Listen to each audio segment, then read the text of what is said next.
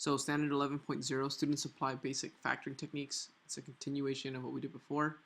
Factoring means breakdown to multiplication. These techniques include finding a common factor, which we did last class, and recognizing the difference of two squares. Difference of two squares. That's what we're learning today. We are still going to be finding our GCF, 1, and then 2, we're going to do this next. So common GCF and then difference of two squares. Okay. It says we'll be able to find the difference of squares of a binomial and GCF when necessary using realia. Realia is, in this case, is going to be like tools or items that you can hold with your hand, things that are real. In this case, it's paper. Okay. If you have already done your extra math and you're all done completely, that means division, multiplication, adding, subtracting, everything, then you go to thatquiz.org instead. Here are your codes. Again, this deals with, I believe, factoring. Give you guys a little heads up, a little jump start on moving on with this topic. Okay. So you do now, it says multiply, factor out the GCF and multiply. So I'm going to do both of these two things. I'm going to pause the video. I'm going to factor this all out and we'll find the GCF. Okay, so everything's all factored out, ready to get broken down. Now, in this first group, each term I listed separately. I'll find out what they both have. All three of them have in common. This one has a 2. This one has a 2. Oh, let's ungroup that. This one has a 2, and this one has a 2. So I'm only going to count them once. It has a 3, a 3. This one has a 3, and this one has a 3. Now, when I say common, they all have to have these items, not just one of them or two of them, but all three of them. Okay. Now, when I put all these together, I can multiply them just once. So 2 times 3 times p is going to be 6p. And then the leftovers I can put back into the group. We'll go by red. 2p squared q squared. And in green I have negative 3p q squared. And in blue I actually have this 5 that I forgot to put down here earlier. It's going to be plus 5. Okay. Again, you can check your work to make sure it all works. 2 times 6 is 12p cubed q squared minus 6 times 3 is 18 p squared q squared, and 6 times 5 is going to be plus 30p. Now these two match. Okay, they should be the same. Okay, now multiply. This is what we're doing today, but backwards. We're actually going to be finding these two items here, but we'll do it forward multiplication first. X times x is going to be x squared. X times negative 2 is going to be negative 2x. 2 times x is going to be 2x. And then we'll have 2 times negative 2, which is negative 4. I'll list them all in order. X squared, and then minus 2x plus 2x, and then minus 4. Now these two in blue I did the same color because those are the items in the peanut. They are like terms, so they cancel out. 2 minus 2 is 0, they go away. And we're left with just x squared and then minus 4. Okay, so we're going to be given one of these and we'll be able to find our answer. Now what you notice very specifically about this is the two items are complete opposites. They cancel each other out. Okay, that's what we're looking for. Some words here that we've covered already. On the bottom left of your quarter, prime and composite, you've already covered in Ms. Castellanos' class. Factors, terms, distributive, we've covered in my class along with monomials. Multiples and factors are the same thing, and divisors are, for example, 12. You have 3 times 4. These are divisors. Okay, difference of squares. Now, this is a really easy topic. You just have to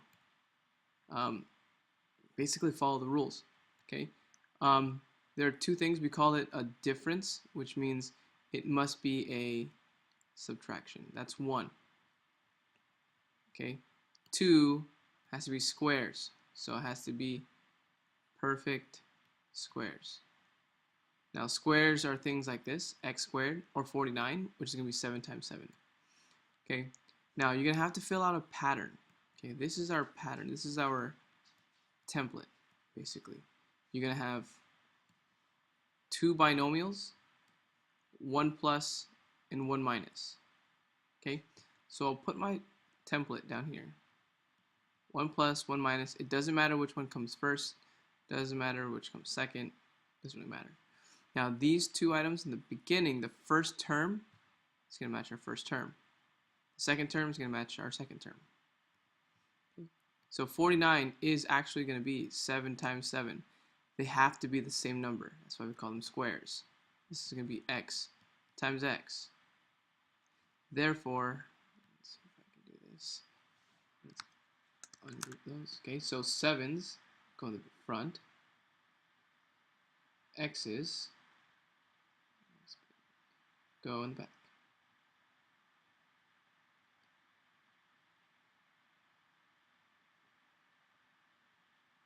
There you go. Subtraction, perfect squares, pattern, square root. Okay. Square root.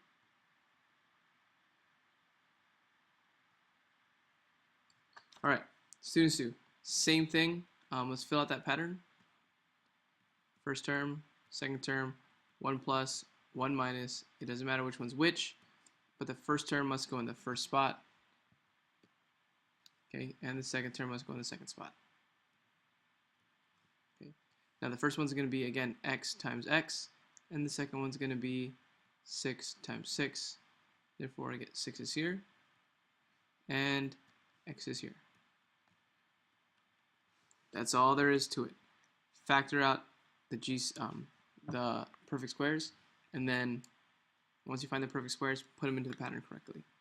Okay, now the things that we required were subtraction, perfect squares, and square root. Here, we don't really have subtraction, at least it doesn't look like it, so let's rewrite it a little bit. I'll have 8t squared, and then I'll have negative 98r squared. Now what I did is I just used my commutative property, switch the position of things, and now I can actually start from here. Subtraction, check. Perfect squares, no. No two numbers are exactly the same will give me 8. So what I'm going to do is I'm going to, or 98, either one. What I'm going to do first is talk about, in the very beginning, was that we need to find a GCF, and then we can do difference of squares. Okay, so from these two, they are both divisible by 2. 2 times 4 is 8, and this one is 2 times 49. It's going to be 98. So I'll take out a common factor of just 2, GCF of 2, and my leftovers back inside. Leftover should be 4t squared, and on this side I'll have a negative 49r squared. We'll fill out our pattern because this is a perfect square. This is a perfect square. Subtraction. Here's our pattern. 1 plus, 1 minus. Red's in the front. 2t times 2t is 4t squared, so this is going to be 2t. This one's going to be 2t. 49 is going to be 7 times 7r. 7r times 7r, so 7r and 7r. Okay, students do same thing. I need to reorder, make sure it's subtraction. So I'm going to rewrite this as 8d squared, and then subtraction minus 18c squared. So first things first, reorder, so it's actually a difference. The next thing we're going to do is find our GCF. Okay, again, both of these can be divided by 2. 2 and 9. When I take this 2 out, it's going to go on the outside. And on the leftovers, we'll have 4d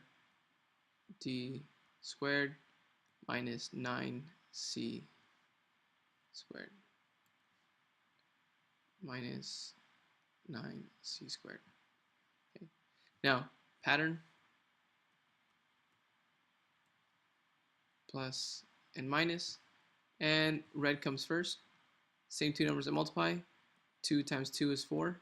Have to be the same numbers. They can't be different numbers. So we call it square. And then d times d is d squared. Two numbers that make up 9. 3 times 3. C squared. C times c. Done. Now, the beautiful thing about this is you can always check your work.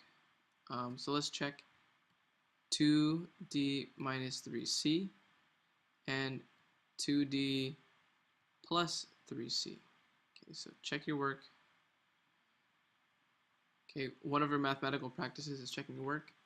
2 times 2 is 4, d times d is d squared. 4 times 3, 2 times 3 is going to be negative 6 cd. This is going to be 3 times 2, which is positive 6 cd. These two are opposites, one positive and negative, they cancel, and 3 times 3 is negative 9c squared. 4d squared minus 9c squared. Okay, that matches this piece here. Okay, but there is one item I'm missing. That's going to be this 2.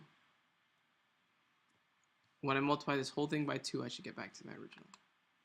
Okay, now this one's a 2-part. Okay, so let's do this once first. Okay, so in this one, the key thing is you have to find your GCF first. Both of these have 2 x's, at least 2 x's. So I'm going to take out 2 of them, x squared. The leftovers, I'll put back inside. If I take 2 x's from 12, I'll have x to the 10. If I take 2 x's from here, all I'm going to have left is going to be a minus 4. Let's change colors, minus 4. Now I still have perfect squares, okay? So I'm going to put my pattern, plus and minus. Again, the order doesn't matter. My GCF on the outside has to stay there, okay? Now, the items on the inside, let's do the blue first because 4 is easy to deal with. They go in the back, 2 and 2. Now, the one in the beginning has to be the same number, exactly the same. So I'm going to have x to the 5th times x to the 5th. So x 5 times x 5. So your final answer is GCF of x2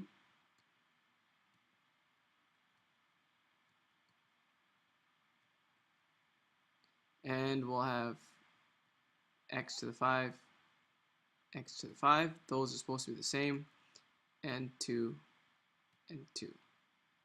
This is your final answer. Okay, so when I look at this again, subtraction is good. Now, they're not different squares. They're not 2 squares. So the tricky part about this is finding the GCF and then identifying a difference of squares. Now 24 and 54 are both even, but I also know they're both divisible by 3. So if they're both divisible by 2 and 3, I know I can take out a 6. Okay, this is going to be 6 times 4, and this is going to be 6 times 9. Now the important thing about that is my remainders, the 4 and the 9, are both perfect squares. So take out a 6, and I'll have a remainder of 4e squared and negative, sorry, that should be negative 9, negative 9f to the 4th. Now from here you can just fill out your pattern as necessary. Okay, so I filled out my pattern. I have 2e times 2e is 4e squared. 3f times 3f is 9f to the 4th. Oh, not quite. So I need 2 here, and I need 2 here. Okay. Now, this only works when these two items in the parentheses, are what we call conjugates. Conjugates are items where you have a plus and a minus, but other than that, they're exactly the same. Multiply to check. Once you multiply, you should have the same answer in the beginning. Okay. Your exit step, take a picture, post on Edmodo under 6b. In the response section, there are 2 sentences you need to fill out, just like sentence starters. Okay, show your work, pick the right answer. Okay, now your independent station, you work on Rev Prep. If you're in the collaborative station, backside. If you're in the meeting in the middle, we're going to do a paper activity. Okay, so we're kind of switching things up. The backside of the paper you're working on with a partner. If you're a peer tutor, I'll identify you early. You only have to do half the amount of work. that just means you really understand it and you don't need as much help.